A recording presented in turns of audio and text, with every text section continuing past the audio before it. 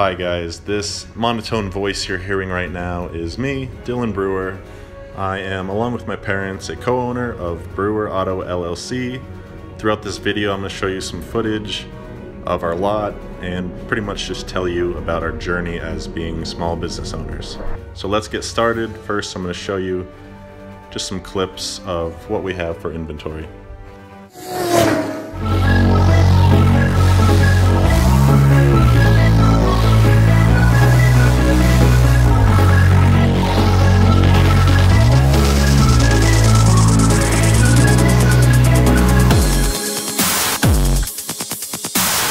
Whoa, hold up, that's not us. That is Grand Junction Subaru. I'll show you what we really are. There it is, the real Brewer Auto, 3222 F Road in Clifton. Just magical, isn't it? Kind of like Disney World. If Disney World were a grimy used car lot. Anyway, there's the TV that I watch just about all day when we're slow. There's my desk, where all the money happens.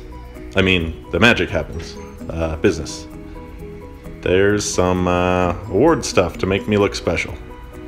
And yeah, you get the gist. There's my son Bear, yes, Bear like the animal, dancing in the parking lot as usual. When I'm not at school, I'm at work, and when I'm at work, he's there dancing. Does that make me a bad father? Well, that's not what this video is about. So here's some of our actual inventory. A lot of used cars that we get from wholesalers or auctions. Price usually range from about $1,000 to $10,000. Some are a lot better than others, some are a lot more reliable than others. Hey, in the used car business, you can't always pick what's gonna be a winner, so we got them all. There's a Mercedes, a nice GMC Yukon, and hey Dr. Hatton, did you say Griswold Family Truckster? Can you believe we sold this thing in a day? Oh, the things people will buy. So about half the cars we currently have on the lot are actually consignments, meaning we don't own them. We're just selling them for either a wholesaler in town or someone else that's come in and looks to sell their vehicle without doing the work themselves. We make the sale, we get a percentage of the profit, and though I'd rather make more money on each sale, it actually helps out a lot when we don't have cash to spend of our own. So we get more cars on the lot and customers are more compelled to come in and check them out when there's more. For example, when we first started out, we owned all 9 of the cars we had, but there was 9 of them. It was pretty sad. I'll actually show you a video, which I still have uploaded to our website, of what we looked like when we first began. Oh, and when we're not getting them from wholesalers or auctions, we get them from trade-ins, like this BMW. Alright guys, so here is the actual video of when we first started that I have uploaded right now to brewerautojj.com. Here's the build-up. Oh my gosh, that lot is empty. So, as you can see, like, we had so few cars that people almost didn't bother coming in. Pretty much Bear just drove around in that little car right there, and he looked cute, but it didn't matter so much because we had like no cars. I should definitely update this as soon as I can. Enough with that, I think you get it. So speaking of the website, I'll show you this here. And an example of something we've covered in this class, which is that the amount of time and effort you put into your small business directly affects its success. So being a full-time student and a dad, my hands have been kind of full, and this is our inventory page. It looks alright, but to be honest, it hasn't been updated in a long time. We've really just been relying on Facebook Marketplace. So that's something that falls on me, being the marketing manager and the one that handles technical stuff like that. Also have a mobile version that I'm going to go ahead and show you here. Alright, so this is a screen recording of my iPhone so that I can show you the mobile version of our website, which I created using something you might have heard of, which is called Wix. Anyways, so let me just navigate through. Oh man, you're not supposed to see that. I think my little sister was using my phone again. Let me close this out.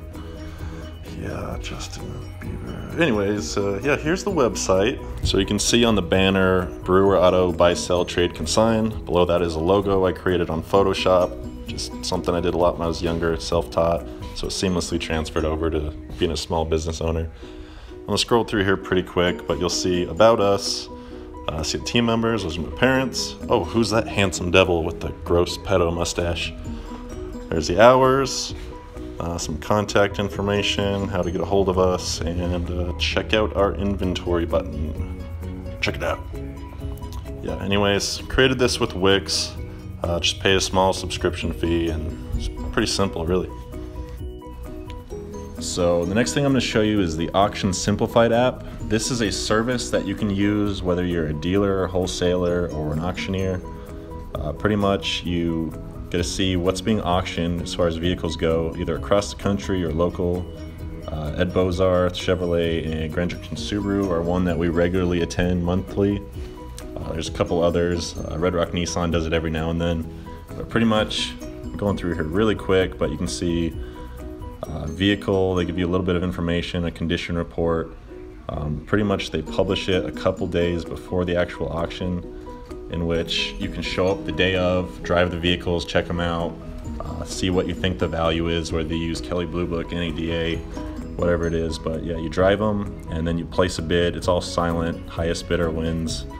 But it's really great to use. I mean, sometimes it's a pain and another dealer will outbid you by $1, but then other times you'll really steal some cars for cheap. So it's nice to have, nice to use.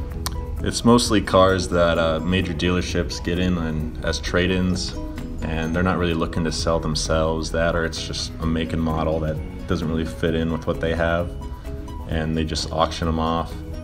It's kind of standard that dealers, wholesalers, whoever's attending the auctions, we book the cars based on NADA, NADA, whatever you want to call it. If the car is pretty clean, you just bid on a clean trade-in value, which is lower than full retail value. That's kind of how the business model works. Buy them for trade-in value, sell them for full retail, or at least close based on the condition. We've won about 30 vehicles to date at auctions alone, and that's actually something that this app also keeps track of, is the vehicles that you have won, you have bid on, and you can also look at historical records of what cars have gone for at auctions, so you have a more realistic idea of what to bid. Alright, so what you're looking at here is actually the Grand Junction Subaru auction. This was a couple months ago. Pretty much you just show up, the cars are unlocked, the keys are in them, you start them up, check them out, drive them, see if you like them, see if you want to bid on them, and this is a list of everything there. Alright guys, so do you remember the Newberry Comics video we watched, how the owner explained how sometimes you can buy a product for your inventory and it turns out to be a home run, and other times you can buy it and it just doesn't quite work out and ends up being a loss?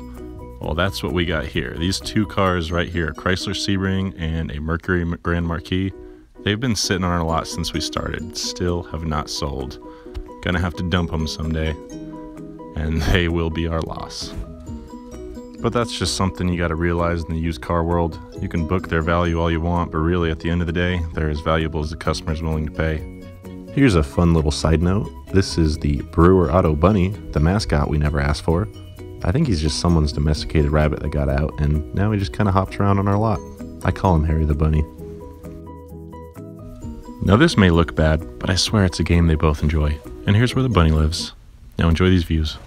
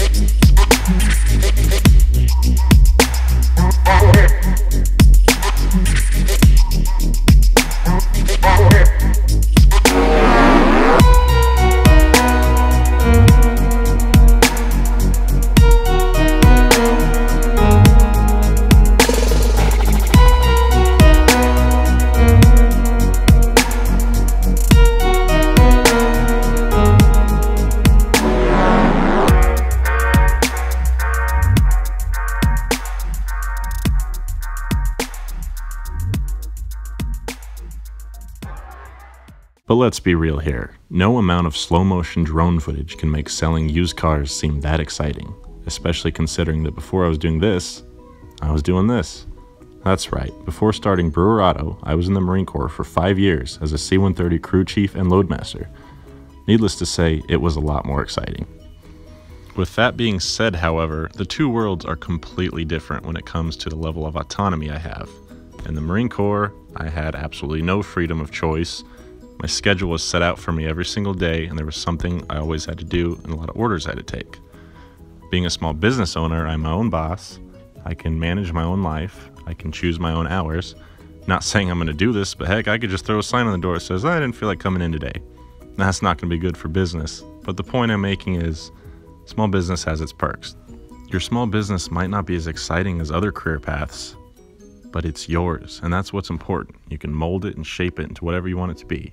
And if you're lucky enough, you'll have enough money and time set aside to do the other things in life that truly matter to you. Now, selling used cars to strangers isn't necessarily something I'm passionate about, but it has its perks. For instance, dealer plates. I can throw one of these on any car on our lot that I want, drive it as long as I want, don't even have to sell it if I don't want.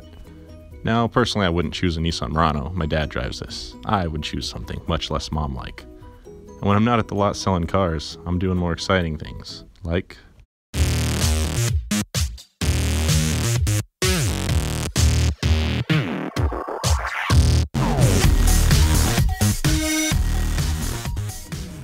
It's not all sunshine and lollipops, though.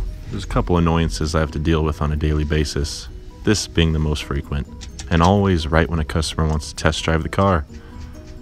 Yep, you go to turn it over, nothing happens. Dead battery. Wah, wah, wah. Oh, and this is always a fun one to deal with. You go out to the car, and suddenly, your tire decides to flatten itself.